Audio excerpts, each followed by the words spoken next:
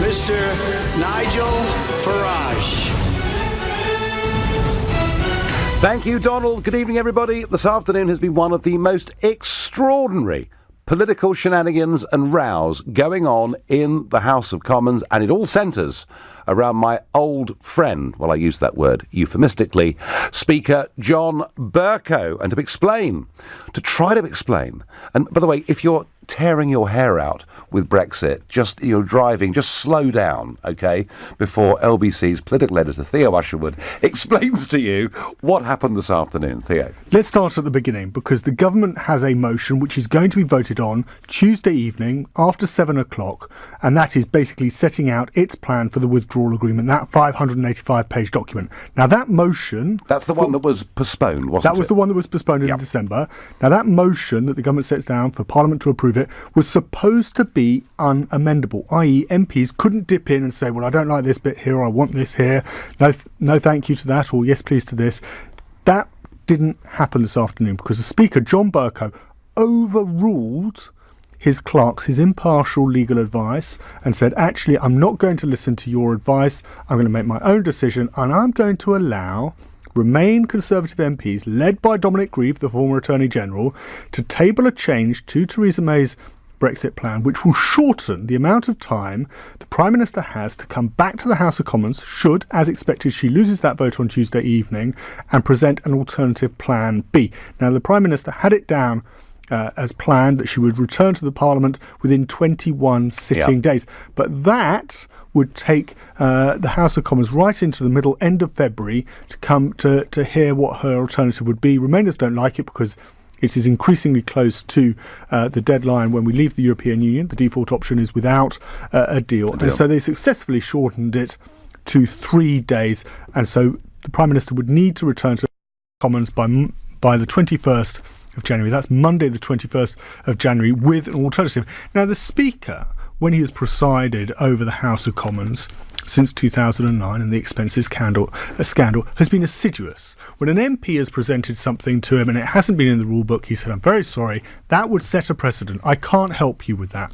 You'll have to find another way in order to get your point across. But today, he ripped up the precedent and said, actually, he was going to impose his own will. And that is what angered leavers within the Conservative Party, including the Deputy Chairman of the European Research Group, Mark Francois. You have said again and again you are a servant of this House, and we take you at your word. And I have heard you many times on points of order when people have challenged you said, I cannot do X or Y because I am bound by a motion of the House. You've done that multiple times in my experience. So why are you overriding a motion of the House today? The answer to the... He was shouted down by Conservative MPs cheering on Mark Francois there. But it wasn't just the backbenchers who were angry. The government benches, the front bench, was incandescent. The Commons leader is Andrea Leadsom, and she pressed the Speaker to provide the written advice that he had overruled. In fact, 2 large documents had been taken off by the dispatch boxes where advice is placed for the clerks of the House, and Andrea Leadsom said that the Speaker had to publish it. As you will have heard today, there are some concerns about the decision that you've taken in the context of the House motion that's before us. And I wondered, therefore, if you could please confirm that your decision was taken with full advice from the Clerk of the House of Commons and other senior parliamentary advisers, and whether you might consider, under these circumstances, publishing that advice for the further... But the Speaker, John Bercow, refused. First of all, of course, I consult the Clerk of the House and other senior clerks, and I hear their advice. That advice is tendered to me privately, and that's absolutely proper. That's absolutely proper. Now, in the House of Commons, Stephen Barclay, the Brexit Secretary, then, after the government lost that vote, kicked off the Brexit debate. But the comment that is getting everybody chatting in Westminster this afternoon is from the shadow Brexit Secretary, Sir Keir Starmer, who said now it is almost inevitable. There is a question of extension of Article 50, and that may well be inevitable now, given the position that we are in. But of course we can only seek it. because the other 27 have to agree. The other question is, and it's a serious question that I've been engaging in, which is the appetite of the EU, after the way these negotiations have gone, to actually start again and fundamentally change what's on the table. The admission there from Sir Keir Starmer, the Shadow Brexit Secretary, that now it was almost inevitable that the government was going to have to extend Article 50. In reality, Nigel, the Prime Minister probably has one more go if she loses the vote next Tuesday. She could go to the European Union and say, actually, come on, I need something concrete in order to try and persuade MPs, Conservative MPs in the DUP to vote for it. Interestingly, Sinn Féin's Mary Lou MacDonald today has raised the possibility in the Irish Times that if the backstop were to remain in place, then that would open the door to another referendum in Dublin, triggered in Dublin, of Irish reunification. Yeah, well, I think that's taking it a long way down the road. Theo, thank you. And folks, you know what's going on here as well as I do. The political class in Westminster simply don't accept the Brexit result, and they will do everything they can to frustrate it, delay it, dilute it, get rid of it. And this includes, in my opinion, the Speaker of the House, John Bercow. He is not impartial on this or, frankly, any other issue. I think he's stepped way over the mark today. He's broken with parliamentary precedent. He's ignored the legal advice he was given by the clerks of the House. He's refused to publish that advice. You know, a few months ago, he was going to be sacked, wasn't he? Remember the bullying scandal? All of those things that were being said. He was going to be sacked. It's the Labour Party, predominantly, that kept him in place. And they kept him in place because he wants to disrupt Brexit. I'm asking you, why did Commons Speaker John Bercow allow this amendment to the government motion to be put today? Maybe you think he was absolutely right, that really we have to try and stop Brexit, or at least a no-deal Brexit, from happening. If that's how you feel and you support Bercow, call 0345 6060 973. Or maybe like me, you think the man is just a twister. He is abusing not just his own position, but the integrity of that very position of Speaker of the House of Commons. That's how you feel. Please text to 84850. And why would he ignore the legal advice he's given? Is he that politically motivated? Please tweet using the hashtag Farage and LBC at LBC, and Facebookers, please comment there too. Let's go to Chris in Twickenham. Chris, why did he do it? Well, I mean, he did it because he believes that Theresa May is overriding the will of Parliament. But I think you've got a very short memory, Nigel. If you read the piece by Ian Dunn today, he talks about, there's a lot of people complaining about John Bercow, but in 2013, there was a Queen's speech where he allowed an unprecedented Third Amendment about the absence of a bill for a referendum on Britain's membership of the European Union. So your memory is failing you, because when it goes with you, you forget about it, right? I've been consistently critical, Chris, of him. Is that correct? What I've just said is correct. In 2013, he allowed something which was in favour of people who want to leave the European Union. Why are you not bringing it up? But it wasn't. But it wasn't a piece of government business in quite the same way that this withdrawal bill was. It was about the Queen's speech. It was about the Queen's speech, which is precisely about government. Which is different to the Withdrawal Act legally, but yes, and Christopher Chope, in fact, backbench Eurosceptic, did acknowledge that point. But I mean, let me ask you, Chris, do you think that this Speaker is an impartial Speaker of the House of Commons? Yeah, I do, because I watched him regularly. I mean, what about all of the things that Theresa May has promised and had never done?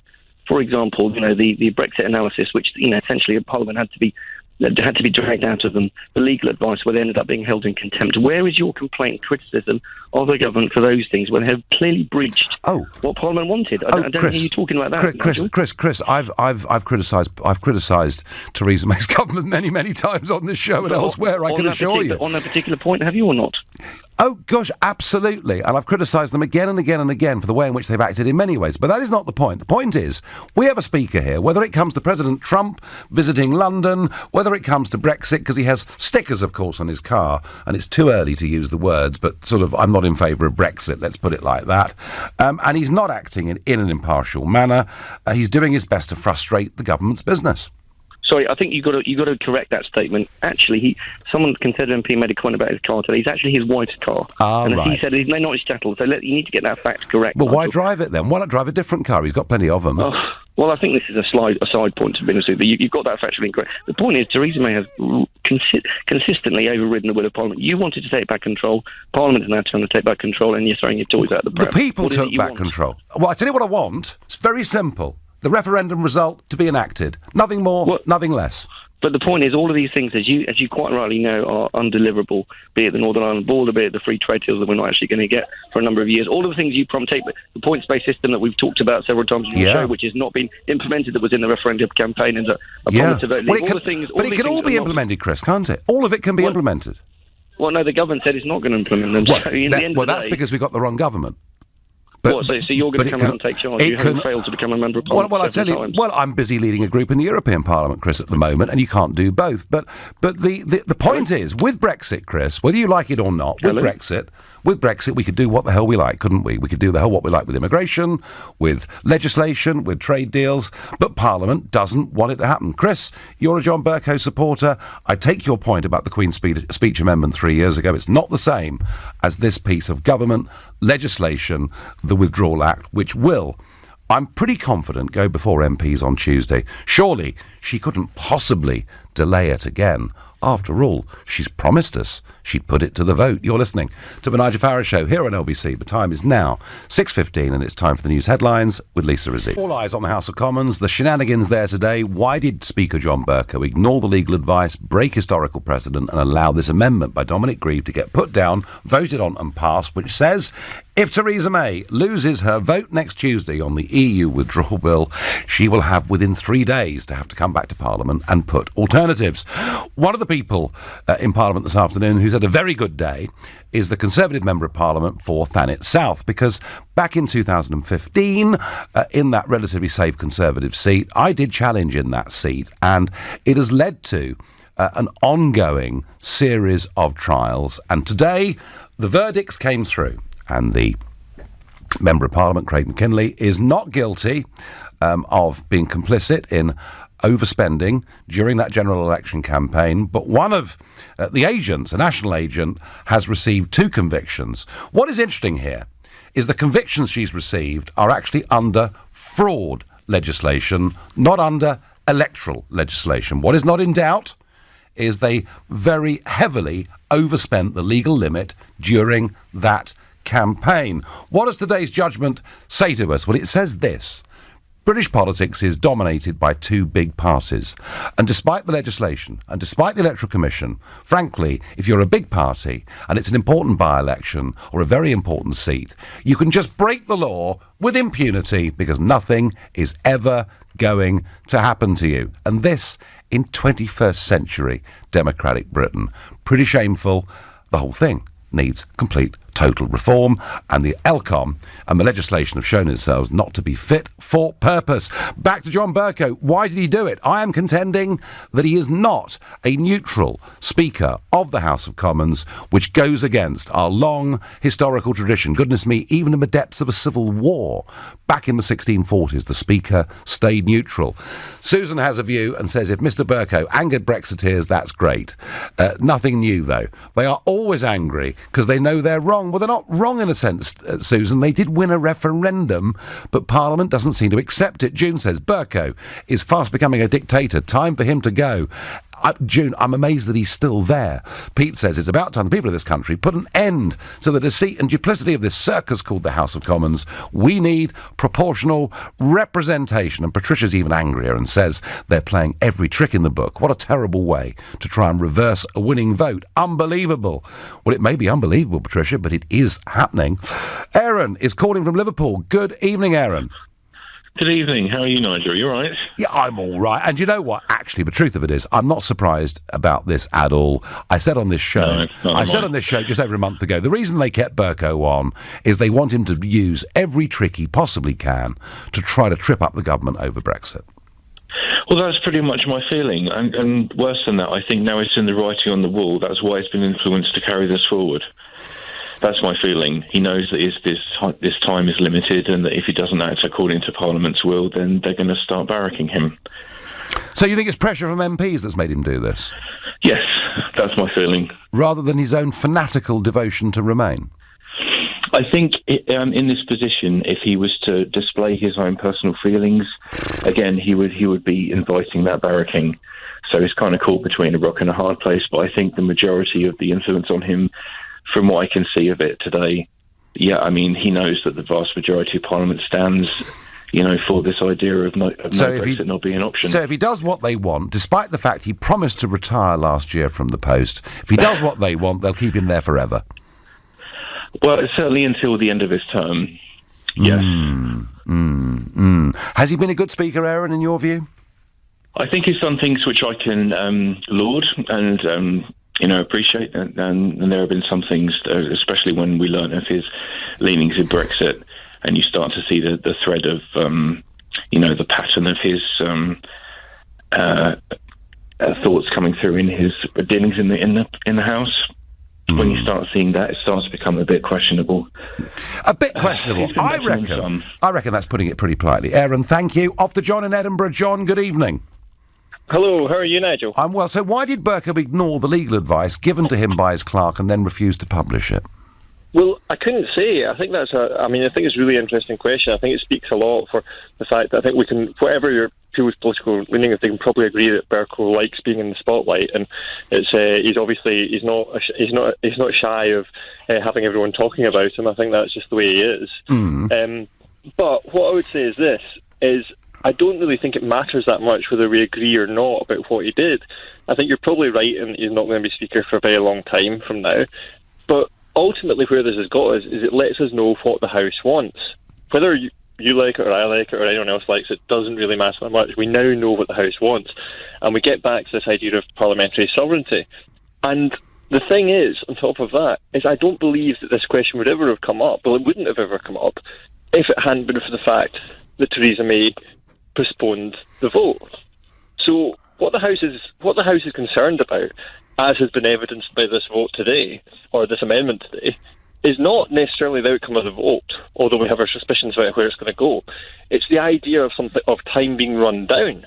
And when we start talking about democracy, that's not democracy. Just running something down until there's no time for it to go through is not the way Parliament's supposed to work. No, but then Parliament, John... May has been honest. But Parliament, John, is in a different situation here, I would argue. Normally we have this system of representative democracy. We send our people off for 5 years or up to 5 years.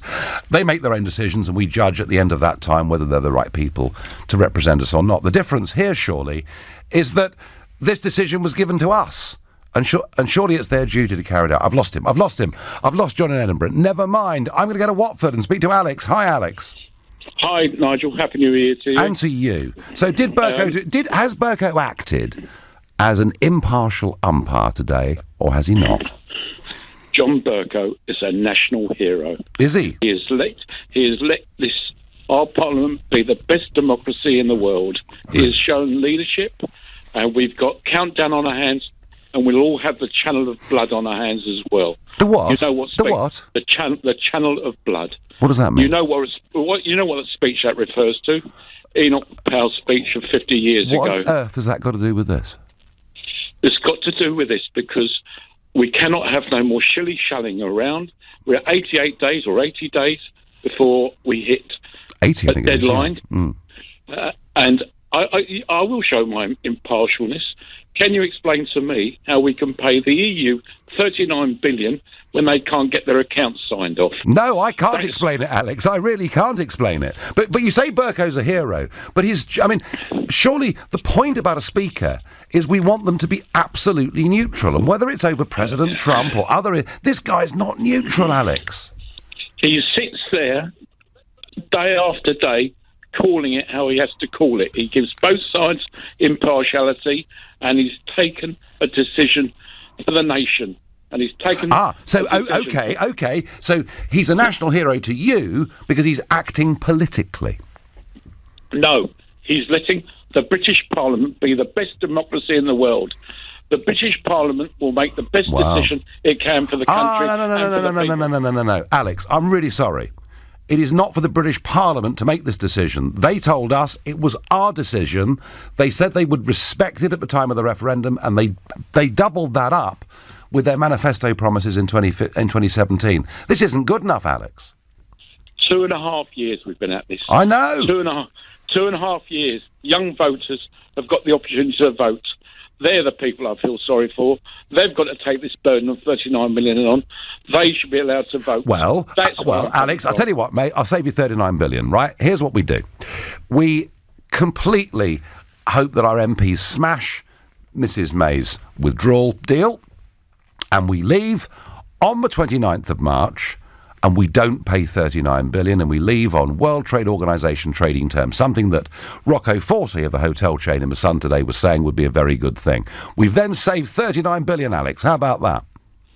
Is that correct? The EU haven't got their accounts signed off for 10 years? Well, it's 21 years. They've not had a full, clean bill of health for 21 years. Yeah, that's right. What do you think of that as an MEP? It's an absolute joke. It's an absolute joke and a good reason to leave. Alex, I'm going to move on. I'm going to go to Brian in Amersham. Brian, good evening to you. Good evening, Nigel. Good evening. So, has Bercow done the right or wrong thing, in your opinion? In my opinion, I think he's done the right thing. I think Parliament has been holding back and been held back by over a month by Theresa May's decision to defer the vote.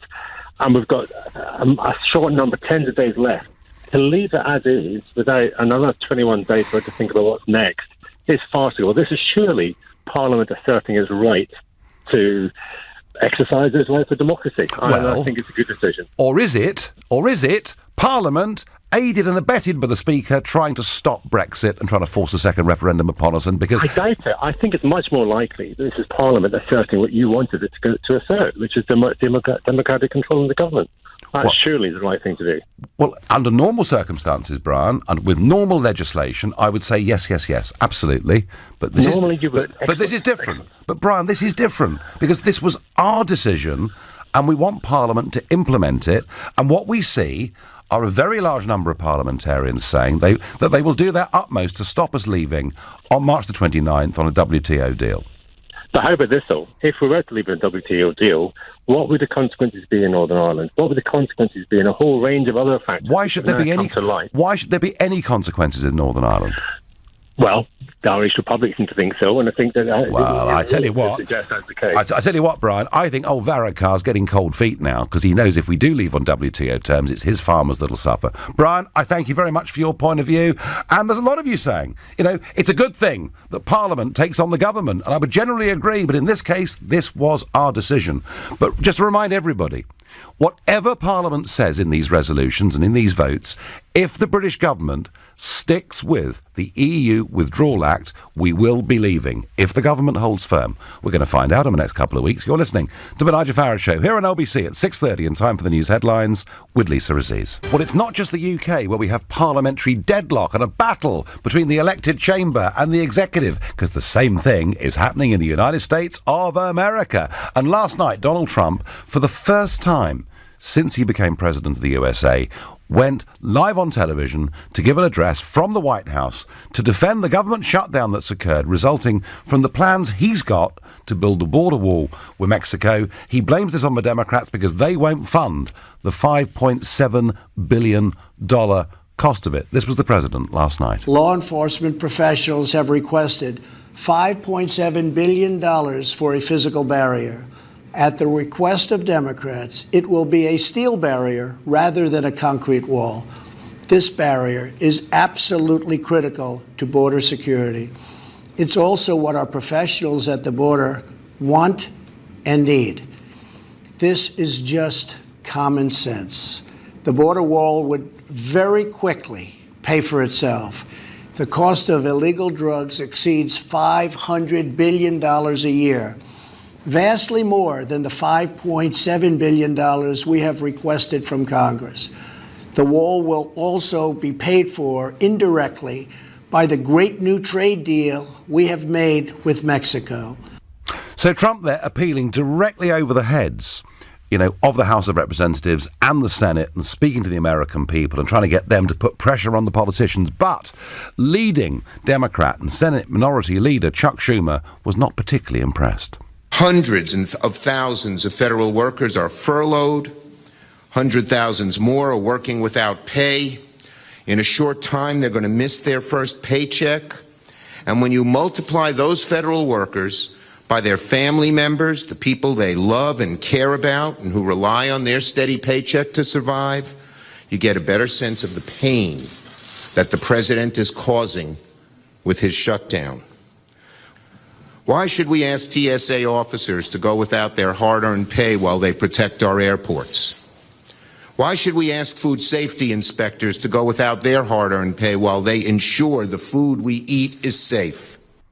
We'll see who wins this, but I just have a little sense, and I know some of you will say, well, of course, Nigel, you would say that, but I have a sense that when it comes to protecting the border, to this idea of making America a little bit safer, I have a feeling that with the American public, Trump will win this argument. We'll see. Back to Bercow, behaving not in an impartial manner, in my opinion, abusing his office as Speaker, and that is why he ignored the legal advice. That is why he broke precedent, despite having told backbenchers time and again over his tenure of office that they could not amend this type of government legislation. He did it because he wants to help the Remainers, and he hopes, I think, as does Dominic Grieve, who placed this amendment, they hope, so let's get the timetabling here, they hope that next Tuesday, when Theresa May's withdrawal agreement gets voted down, that within 3 working days she has to come back to Parliament with some other options. That means latest Monday the 21st of January. And of course what you're going to see are amendments put down for there to be a second referendum. And Bercow, in my opinion, is complicit in that. Norman is a new caller from Southend. Good evening, Norman. Hello, Nigel. So what did you make of John Bercow today? Is he a national hero? No, he's not neutral. Right. He's always been in favour of a not Brexit deal. The man is a disgrace. Right. He was not neutral. He should have... All his presidents have gone out the window. And because he's anti-Brexit, he's let this go through.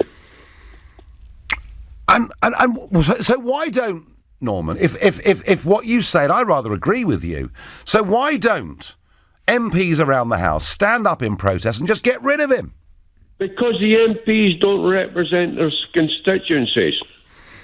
Right, so that's... All these Labour MPs, 75% of them, all their constituencies voted for Brexit. Yeah. But they've got their own points of view. They're not following the lines of the people.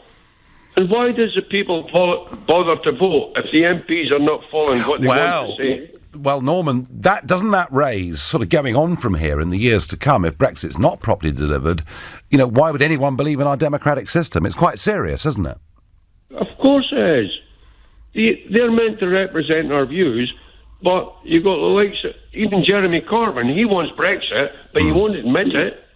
But Norman, what they would say is they would say that Brexit's okay, but a no-deal negotiated WTO Brexit's not. Are you scared of a WTO Brexit, Norman? I'm not. You're There's not? only 2 deals on the table to me. Mm-hmm. One is Theresa May's, and one is a no deal.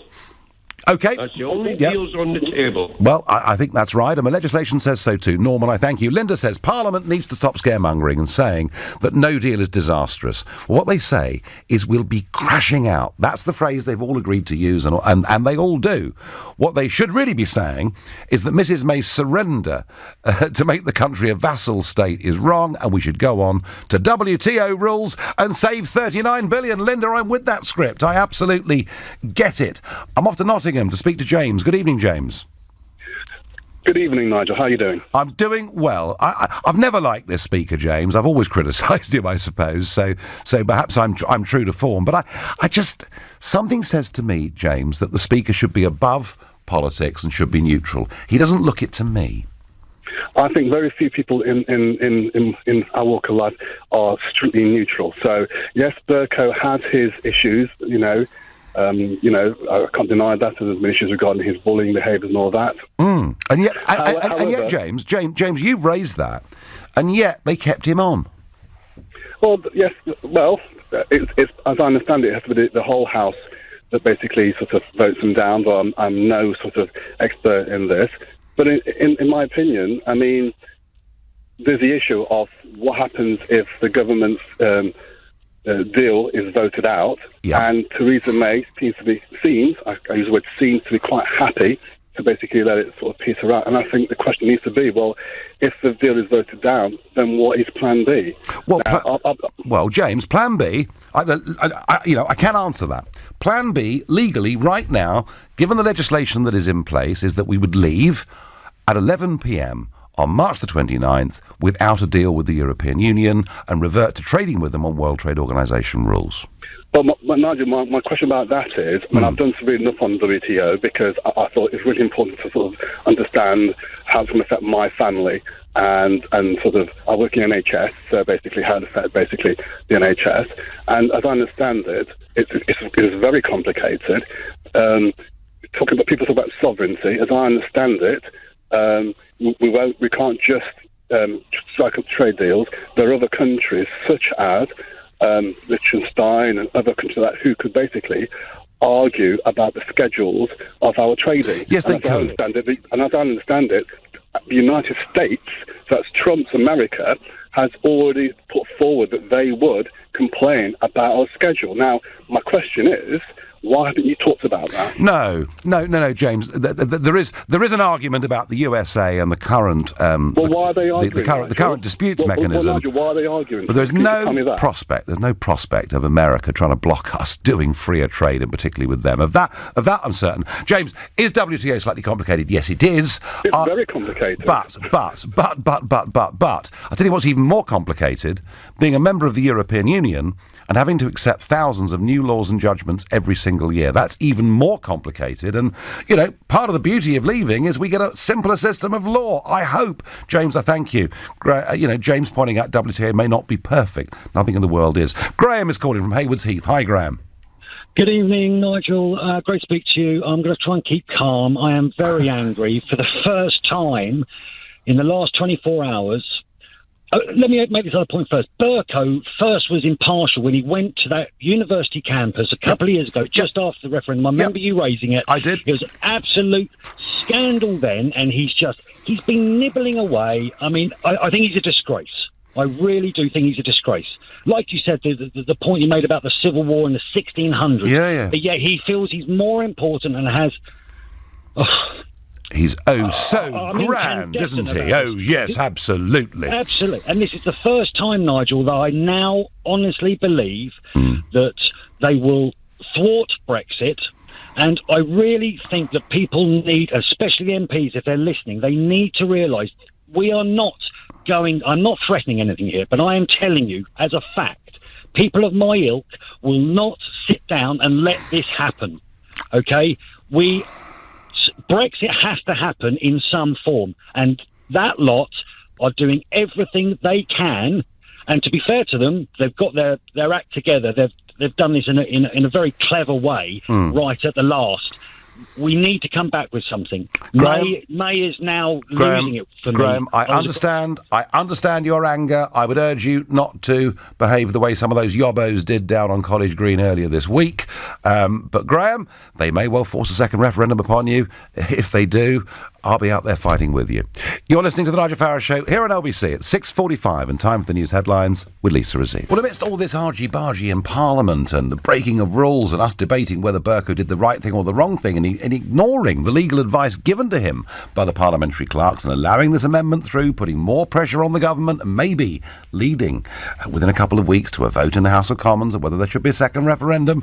Amidst all of it, I've got some good news, folks. Something to cheer you all up, because we keep hearing this term, we'd be crashing out. Dover would be absolutely gridlocked. There'd be traffic jams back way past Maidstone up the M20. Medicines may not get in. We could starve. You've been hearing all this stuff for a very, very long time about what a disaster a WTO Brexit would be. Well, how about this?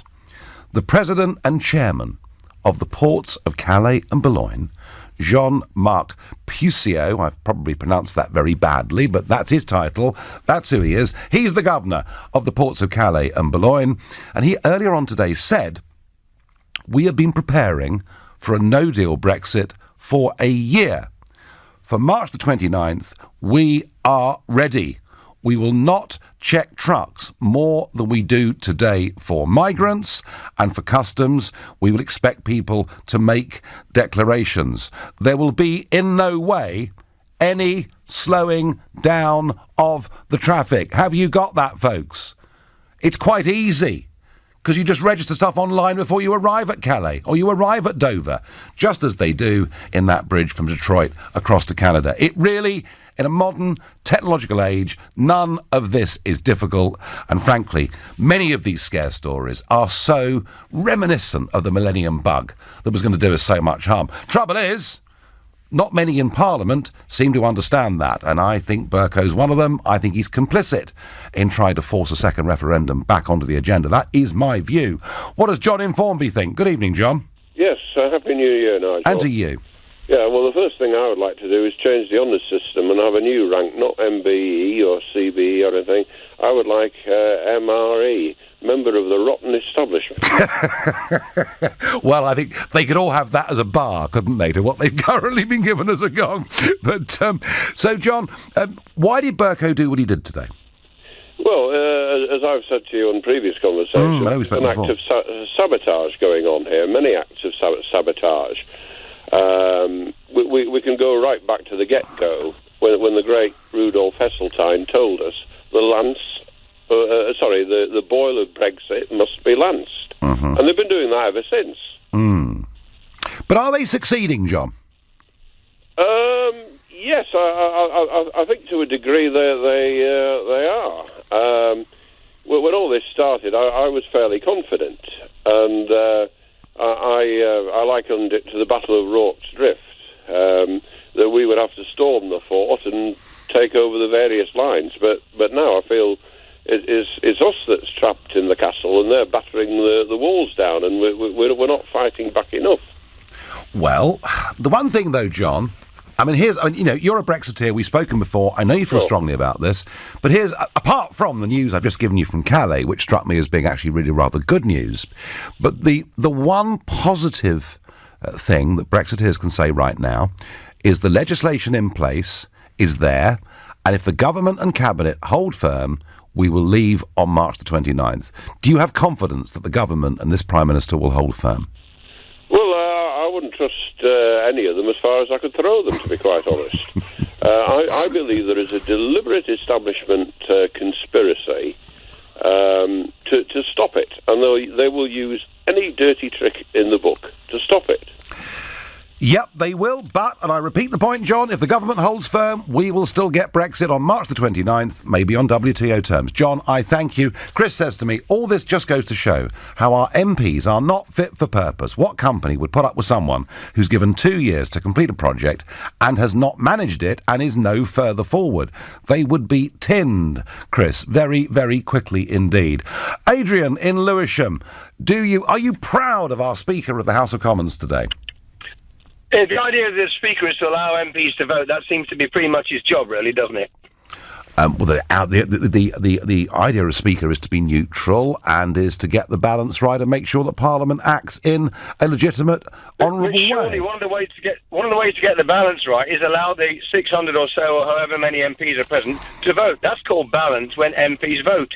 An individual Speaker doesn't make decisions. He lets the MPs do that. That's his job. Well, there's no precedent for it, and he was given legal advice not to do it, but he did it. But, Adrian, let's just take your point that MPs should vote. Isn't the point about this particular circumstance that we were told in the referendum that this is a vote that we would have? And that was passed overwhelmingly by Parliament. We then had the vote, and Parliament agreed to trigger Article 50. There was an EU Withdrawal Act that was passed, and at the next general election, we were promised our vote would be honoured. Isn't what's really going on, Adrian, that our MPs are now trying to overturn our vote? I think what's really going on, Nigel, is the truly awful nature of this is finally coming out. People are getting scared. And one thing you haven't told your listeners, which really troubles me, is that WTO does not give frictionless trade. WTO is about tariffs. It's not about frictionless trade. And how many car company CEOs who know how to run car companies have to speak before you, Nigel, who's never run a car company, think you know it better than them what the threat is? Do you mean how do you know better than the car companies? Do you mean the same CEOs? I mean, obviously one's in court at the minute, but do you mean the same CEOs who told us if we didn't join the euro, they'd close down production in this country? Are they the ones you're talking about? No, I'm not. I'm talking about the ones today, Nigel. Yeah, I know. Obviously, I know. The same firms, the same people, the same arguments, telling us if we didn't join the euro, we were going to hell in a handcart. Adrian, just quickly, did you find the words of the president of the Calais and Boulogne ports that I read out a few moments ago somewhat heartening? I would do, but of course,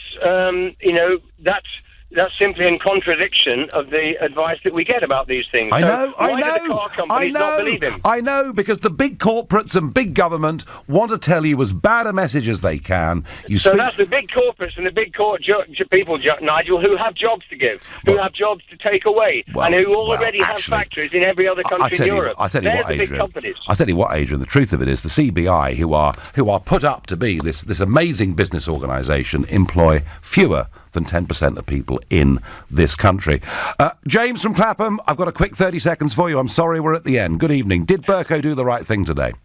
No, he didn't, Nigel. And Nigel, I just want to ask Mr. Bercow, if you keep us in the European Union, Mr. Bercow, who's going to pay for the European elections we'll be forced to take part in May?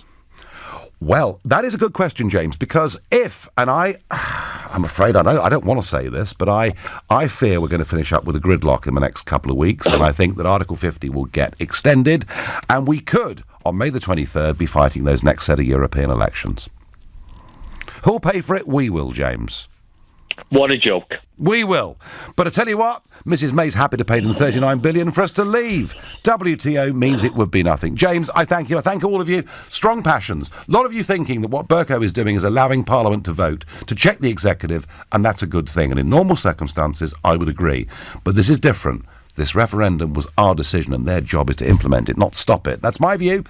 I'll be back tomorrow at 6 o'clock. At 10 tonight, it's Tom Swarbrick. But up next, it's Ian Dale. Nigel, thank you very much. Well, we're going to be talking about what's happened in Parliament today after 9.